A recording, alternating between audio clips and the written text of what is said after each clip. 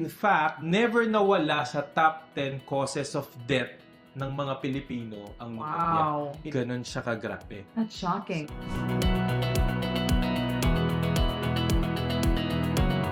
Hi everyone, I'm Savannah Pervor here, welcoming you to another episode of Let's Talk Wellness with Watsons. Today's topic is something that's very important, vaccinations, especially since this last week of April is immunization week. And I'm sure that a lot of us have gotten the COVID-19 vaccine, pero marami pang mga available vaccines out there that can help protect us sa iba't ibang mga uri ng sakit. To help us learn more about them, we've invited a well-known internal medicine doctor and content creator. But before that, I invite you to like us on Facebook, follow us on Instagram and TikTok, and subscribe to our YouTube channel for more health tips. Make sure to hit that notification bell so you're always updated. When it comes to vaccines, are you for them? Hesitant? Undecided? Here to provide much needed insight and knowledge is a doctor that uses his social media platform to talk about illnesses like diabetes, hypertension, stroke, asthma, and heart attack. Dok Cis. Welcome, Doc. So happy to have you with us today. Hi Sam, and hello everyone. So Doc, first things first how important are vaccines? Very important siya. Kasi some of the diseases that we don't have right now is because of vaccination.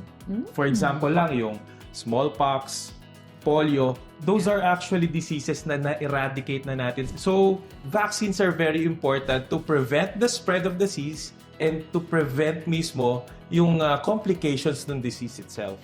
O ayan si Doc and history na ang nagsabi. Nakakatulong talaga ang magpabakuna. Pero tayo ba, Doc, as Filipinos, do we get vaccinated?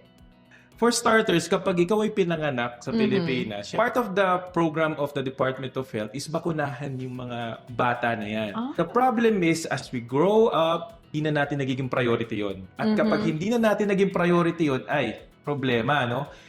Not knowing that there are available vaccines for adults. We have flu vaccines, pneumonia vaccines, and we also have HPV vaccines. Ang dami palang mga available vaccines. Pero sometimes, nakakalito din siya. So, Doc, paki-explain naman sa amin the difference between flu and pneumonia vaccines versus COVID-19 vaccines. Iniisip kasi ng mga tao, since I already got the COVID-19 vaccine, hindi na ako dapat kukuha ng flu vaccine, hindi na ako kukuha ng pneumonia vaccine.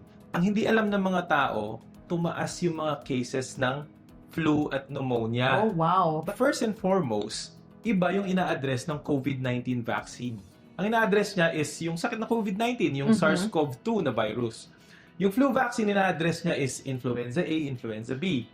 And of course, yung pneumonia vaccine, the microorganisms that lead to the disease pneumonia. So, dapat, pag ikaw ay magte-take ng vaccination, dapat may COVID-19 vaccine, meron kang flu vaccine, and of course, may pneumonia vaccine. Pero Doc, hindi ba mild naman ang flu? But how important is the flu vaccine? Problema sa ating mga Pilipino eh. Pinabaliwala natin yan. Not knowing na yung pagbabaliwala natin sa flu can lead to complications. So, there are people na na-o-hospital mas because of the complications of the simple trangkaso na sinasabi natin. Wow. Di rin alam ng mga tao, nung COVID-19 pandemic that was in 2021, around 75,000 cases yung flu natin. But in 2022, it blew up to 100,000.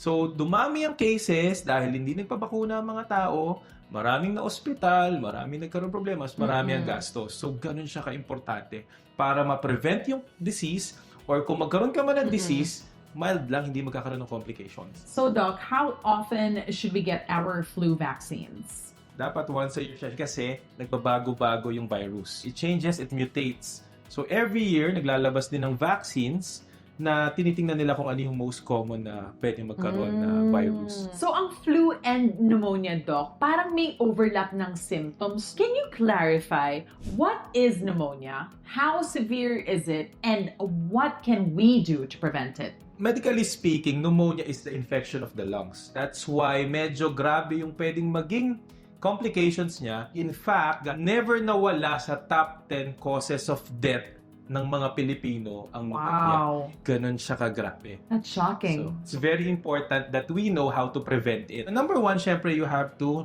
check in or consult with your doctor. Number 2, healthy lifestyle, of course. Number 3, stop smoking. And of course, we should not forget yung vaccination. So you should get a pneumonia vaccine. Especially kung ikaw ay elderly, kahit hindi elderly, kahit bata ka, pero may mga comorbidities ka. And of course, kung ikaw ay may immunocompromised na state. Okay, now that we're done discussing the upper part of the body, let's go to the lower region. What is HPV and how is it related to cervical cancer? So HPV is human papilloma virus. And HPV is the cause of cervical cancer. And cervical cancer actually is the second leading cancer among women.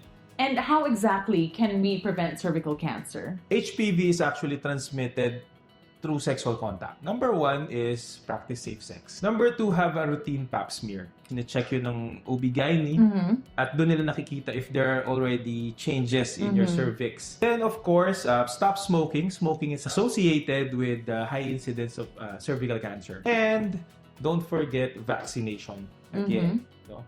Because an HPV vaccine is actually important to prevent yung spread or yung paglala ng human papilloma virus. By the way, you have to take 3 doses. When you take 1, after a month, then after 6 months. Okay, Doc, now that you've highlighted the importance of vaccines, and sabi nga nila, di ba, protection is better than cure. Lalo na ngayon, mas mahal talaga magkasakit. But why aren't more people getting vaccinated? Ewan ko sa kanila. True. Joking aside, no? One of the reasons is because of the lack of awareness. Hindi nila alam yung pwedeng mga complications. Hindi nila alam na pwede nilang ma-spread yun sa mga mahal nila sa buhay. Yung mga gastos. And of course, there's also misinformation. Then, ano pa? Scared of needles. One of the most common. Takot. Ay, takot ako sa needles. Yes. And of course, mga adverse effects na, ay, sasama yung pakiramdam ko, magkakasakit ako, maglalagnat ako. Kapag yun yung inisip mo, paano kung magkaroon ka ng komplikasyon kung hindi ka nagpa-inject ng vaccine? I have patients na yung tipong hindi sila nagpa-inject ng vaccine, napunta sila sa ICU. Ikaw, takot ka sa needles. Mas marami nakalagay na kung saan-saan. And aside from that, yung iba, hindi alam na may nag-i-exist na mga bakuna for those certain diseases. Hindi lang para sa sarili mo yan para din yan doon sa mga mahal mo sa buhay. It's what we call herd immunity. So, they would be protected kasi yung mga taong nakapaligid sa kanila, hindi nagkakaroon ng sakit. So, hindi na rin sila makapupuntahan ng sakit na yon. One barrier to getting more Filipinos vaccinated is the spread of fake news. So today, we'll be sharing some common fake news circulating around to get the truth about vaccines. Are you ready, Doc? Ready. All right, let's get to it. HPV vaccines. Pang-babae lang yan. Actually, that's a common notion. No? But no. The human papilloma virus vaccine is actually also for males. At risk din yung mga lalaki kasi ang HPV can be transferred or transmitted through sexual contact. Okay.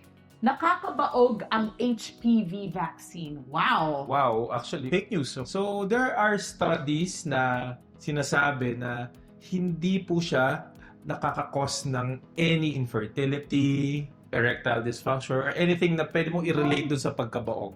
It's actually safe. So let's move on to the next one, Doc. Yeah. Pag naka-pneumonia ka, di mo na Medyo nabitin ng konti. kailangan magpabakuna. Okay, that's also fake news. Actually, yung mga patients ko, pag na-confine sa hospital, sinasabihan namin sila dapat magpabakuna po kayo. Para sa susunod, hindi na maulit to na na-hospital kayo or hindi na magka-pneumonia. Pang lolo at lola lang naman ang pneumonia vaccine. It's really advised na everybody gets pneumonia vaccine. Kasi hindi lang naman lola at lola yung nagkakasakit. Nagkakasakit din naman yung mga bata, bata-bata, okay? Mga young at heart, okay? Na hindi pa lolo at lola. It's fake news actually. Bawal ang flu vaccine sa buntis. Kasi natakot yung iba, you're injecting something, no? Buntis pa naman. Yung mga studies with flu vaccine, so mas okay siya kasi mas madaming nagkakaroon ng complications during na nagbubuntis sila na nagkaroon sila ng flu. O mas nagiging detrimental or pangit yung nagiging outcome for the mother and for the child as well. So that's why you have to get the flu vaccine too. And safe siya. Fake news. Fake news. Oh, alam niyo na guys ha, huwag makinig sa fake news. It's important to educate ourselves, especially when it comes to our health. Thank you so much, Dok Cis, for sharing your knowledge and helping us really know more about adult vaccines. I'm sure malaking tulong to, especially for those who are hesitant or are looking to learn more about vaccines. And if you're looking for more ways to wellness, it's very convenient to get vaccinated at Watsons. You can book via the Watsons app or even through Facebook Messenger. Always check our social media pages for available vaccines for your age group, schedule, and promos. Watsons has a wide range of health and wellness essentials, offers, and services. And you may get them through the Watsons app or the 1,000 plus stores nationwide. If you're looking for more information about adult vaccines, you can always ask your Watsons pharmacist. Don't forget to like us on Facebook, follow us on Instagram and TikTok, and subscribe to our YouTube channel. My name is Samantha Pervor for Let's Talk Wellness.